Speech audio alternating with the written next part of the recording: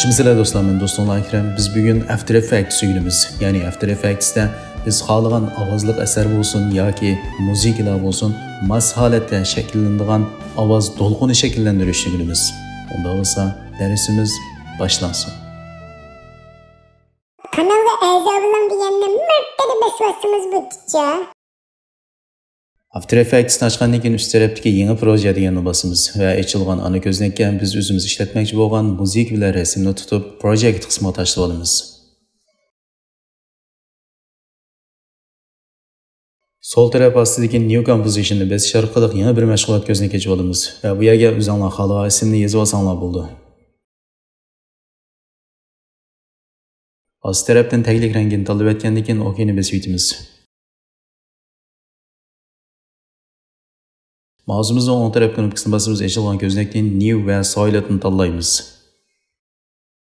O'zingizlar xohlagan ismni yozib etgandan keyin ost tarafda rangni tanlab OK'ni besib olsanglar bo'ldi. Üst tarafdagi shakllar qismidan yumaloqni tanlab bo'lgandan keyin Ctrl Shift'ni bosish orqali mouse'ni besib masolatni chizib olamiz. Shaklni chizib bo'lgandan keyin ost tarafdagi mashg'ulotlar ko'zligidan Add'ni nonga o'zgartirib etamiz.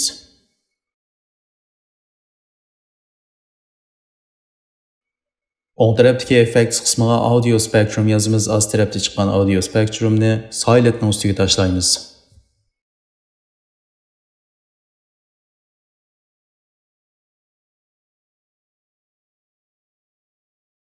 Silent'ni tanlab etgandan keyin üst tarafdagi hujjatlar qismidan ovoz hujjatini tanlab mashg'ulotlar qismiga tashlaymiz.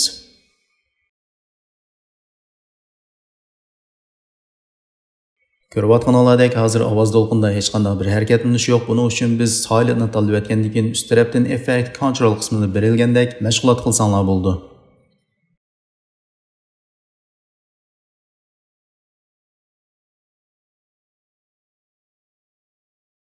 Amma dersni izib pishirib tuqandi.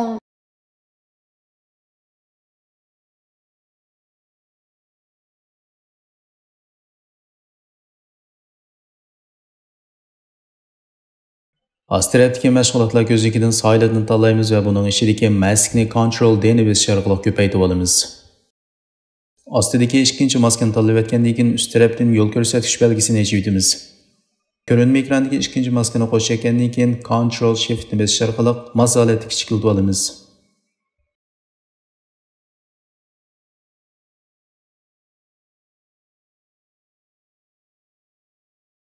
O'ng tarafdagi Effects qismiga Stroke yozamiz. Ost tarafda chiqqan Stroke'ni Silent'ning ustiga tashlaymiz.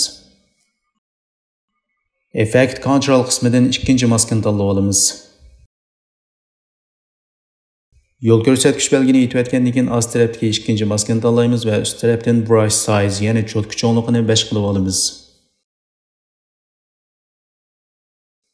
Silent'ni tanlab Ctrl D ni bosish orqali ko'paytirib olamiz va ost tarafdagi Toggle Switches, ya'ni o'tishma holatini tanlab etgandan keyin üst tarafdan nonni bosimiz ochilgan ko'znakdan Alpha Inverted Matte deganni tanlaymiz. Ko'rinma yuzda ko'rayotganinglardek holat shakllandi. Endi sol tarafdagi Effect Control qismidan berilgandek mashg'ulot qilsanglar bo'ldi.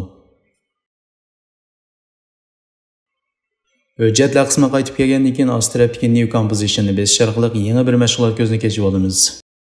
Hujjatlar qismidan ishlatmoqchi bo'lgan rasmni tanlab yangi ochilgan mashg'ulot ko'zligiga tashlaymiz. Hujjatlar qismidagi ovoz to'lqini degan mashg'ulotimizni tanlab ostidagi mashg'ulotlar ko'zligiga tashlaymiz. 3 o'lchamlik shaklni ochib etgandan keyin ko'rinma ekranda ko'rayotganinglardek holat shakllandi. Ust tarafdagi aylantiruvchi qurolni tanlab etgandan keyin o'zimiz xohlagan shaklga ekib olsak bo'ldi. Esni besish orqali ochilgan ko'znakdan cho'ng kichiklikni tanishib olamiz.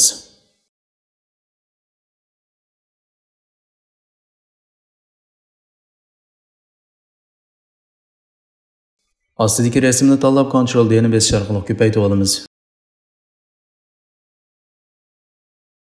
Ustidan rasmni yaqinlashtirib olgandan keyin eng ust tarafdagi maskalash qurolimizni tanlab maskalab olamiz.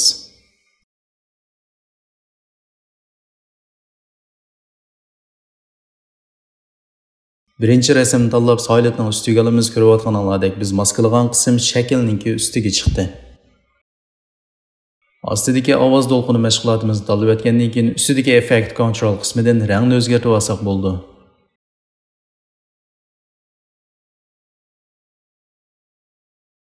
Ana mashg'ulot ko'znikiga qaytib kelgandan keyin mousening o'ng tarafini bosimiz ochilgan ko'znakdan New va Adjustment Layer'ni tanlaymiz. Üst tarafdagi effektni tanlaymiz, ochilgan ko'znakdan Color Correction va buning ichidan Lumetri Color'ni tanlaymiz. Effect Control qismida ko'rsatilgandek yorug'likni tanlab olamiz. Yorug'likni o'zimiz xohlagan shaklda tanlab bo'lgandan keyin ovoz to'lqini mashg'ulot ko'znikimizga qaytib kelamiz va bu yerdan yorug'likqa masolat rangni tanlab olgandan keyin T degan gap.